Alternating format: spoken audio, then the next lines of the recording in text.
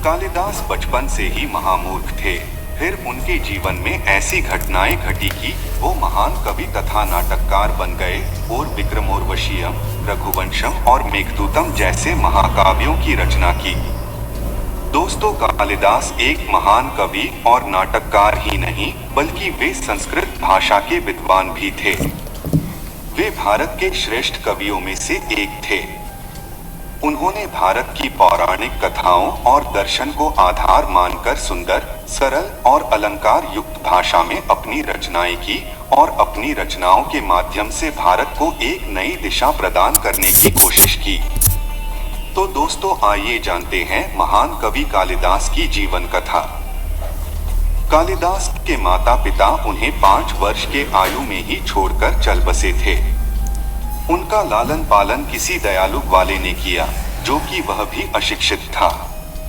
कालिदास पशुओं की देखभाल में हाथ बंटाते थे तथा पशु चराने के बाद जो समय मिलता था वो गांव के काली मंदिर में जाकर पूजा किया करते थे। इसलिए उनका नाम कालिदास पड़ा। वाराणसी के नरेश की एक पुत्री थी विद्योत्तमा, जो बहुत रूपवान और गुणवान थी। एक दिन राजा ने अपनी पत्नी से कहा, मुझे चिंता है कि विद्योत्तमा के लिए उसके जैसा ही रूपवान और गुणवान वर कहाँ मिलेगा। उनकी पत्नी ने कहा, वरुचि सब प्रकार से उपयुक्त है। वे विद्वान तो हैं, किंतु विद्योत्तमा को मनाना सहज नहीं है। राजकुमारी विद्योत्तमा को अपने ज्ञान का बड़ा अभिमान था। उसने अपने माता पिता से कहा कि जो पुरुष मुझे शास्त्रार्थ में हराएगा वही मुझे पाने का अधिकारी होगा। वरुचि ने जब यह सुना तो उसने राजकुमारी की चुनौती स्वीकार कर लिया। विद्योत्तमा वरुचि की चुनौती सुनकर घबरा गई, क्योंकि उसे वरुचि पसंद नहीं था और वह उससे विवाह नहीं करना चाहती थी। शास्त्रार्थ के दिन विद्योत्तमा ने शर्त रखी कि शास्त्रार्थ मूक भाषा में होगा। उसने कहा कि मैं संकेतों द्वारा प्रश्न करूंगी, आप संकेतों द्वारा ही उत्तर देंगे। तब विद्योत्तमा ने अपनी एक उंगली उठाई, परंतु वरुचि को कुछ समझ नहीं आया और उसने हार मान ली। विद्योत्तमा खुशी से फूल उठी और उसने वरुचि को धन्यवाद कहा। वरुचि को यह अपमान सहन नहीं हुआ और उसने मन ही मन राजकुमारी विद्योत्तमा से बदला लेने का संकल्प लिया। घर जाते वक्त वरुचि को मंदबुद्धि कालिदास दिखे, जो उसी डाल को काट रहे थे जिस डाल पर बैठे थे। उसने कालिदास से कहा, अरे वो मंदबुद्धि आदमी, ये क्या कर रहे हो, तुम नीचे गिर जाओगे। कालिदास ने कहा, तुम्हें उससे क्या, तुम अपना काम करो। वरुचि अपने रास्ते चला गया। वो कुछ ही दूर गया था कि कालिदास नीचे गिर पड़े। उन्होंने वरुचि से कहा, यह तुमने कैसे जाना कि मैं गिर जाऊंगा? वरुचि ने कहा, इसमें जानने की क्या बात है, जो भी देखा वही बता दिया कि आगे क्या होने वाला है। कालिदास ने कहा, पर मैं तो नहीं समझा, तुम जरूर कोई ज्योतिषी लगते हो, तुमने पहले ही बता दिया कि मैं पेड़ से गिर जाऊंगा। कालिदास ने पैर पकड़ लिए और कहा, मुझ पर दया करो और बताओ कि मेरे भाग्य में क्या लिखा है। वरुचि ने मन में सोचा कि राजकुमारी से बदला लेने के लिए ये मंदबुद्धि सबसे उपयुक्त है। उसने कालिदास से कहा कि तुम्हारे भाग्य में राजकुमारी के साथ विवाह होना लिखा है। वरुचि कालिदास को अपने घर ले गया और उसे विद्वानों जैसे कपड़े पहनाए। वरुचि कालिदास को लेकर राजमहल की ओर चल पड़ा। रास्ते में वरुचि ने कालिदास से कहा, ध्यान रहे राजा को देखते ही उन पर पुष्प वर्षा करना और ओम स्वस्ति कहकर आशीर्वाद देना। दोनों राजा के पास पहुंचते हैं, तब कालिदास राजा पर पुष्प वर्षा करते हैं और ओम स्वस्ति के बजाय युष्ट का उच्चारण करते हैं।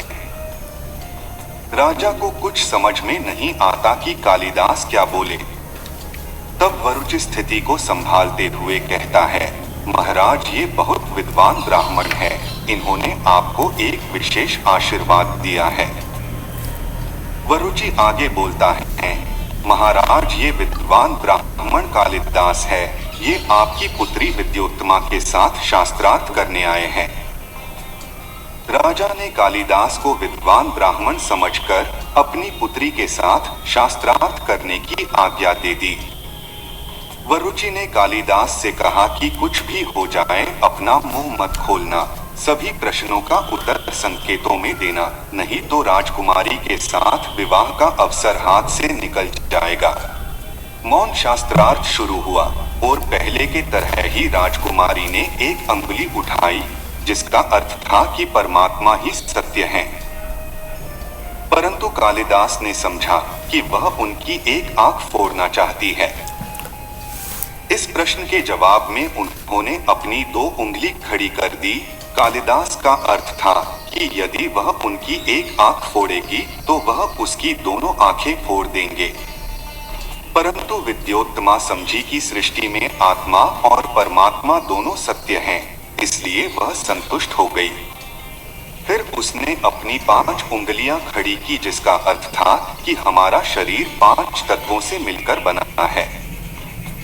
कालिदास समझे कि वह उन्हें थप्पड़ मारना चाहती है, तो उन्होंने अपनी 5 उंगलियों को जोड़कर एक मुट्ठी बना दी और संकेत में कहा कि यदि तुम मुझे थप्पड़ मारोगे तो मैं तुम्हें गुस्सा मारूंगा।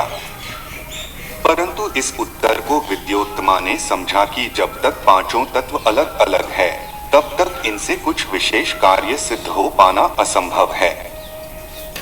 पंचतत्वों के एक रूप होने से ही संसार में इनकी अभिव्यक्ति संभव है।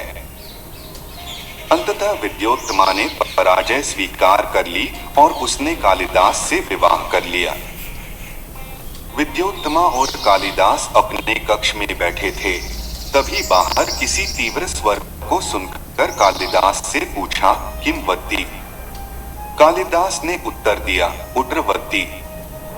विद्योत्तमा ने उष्ट्र के स्थान पर उट्र का उच्चारण सुनकर कालिदास से पूछा, क्या तुम्हें संस्कृत नहीं आती? कालिदास ने कहा, नहीं, मैं तो एक अनपढ़ गंवार वाला हूँ, मैंने संस्कृत कभी नहीं पढ़ा। विद्योत्तमा ने जब यह सुना तो उसे आभास हुआ कि छलपूर्वक एक मंदबुद्धि संग उसका विवाह कराया गया है। कालिदास ने विद्योत्तमा को बहुत समझाया कि प्रिय, मैं हमेशा तुम्हें खुश रखूंगा, कभी किसी चीज की कमी नहीं होने दूंगा। परंतु उसने एक मंदबुद्धि को अपने पति रूप में स्वीकार करना पसंद नहीं था। उसने कालिदास से कहा कि तुम यहाँ से चले जाओ, मेरा पति तो कोई विद्वान ब्राह्मण ही हो सकता है, तुम तो एक मंदबुद्धि वाला हो। कालिदास मंदबुद्धि तो थे, पर लज्जाहीन नहीं। वे अपने आत्मसम्मान पर पड़ी इस चोट को सहन नहीं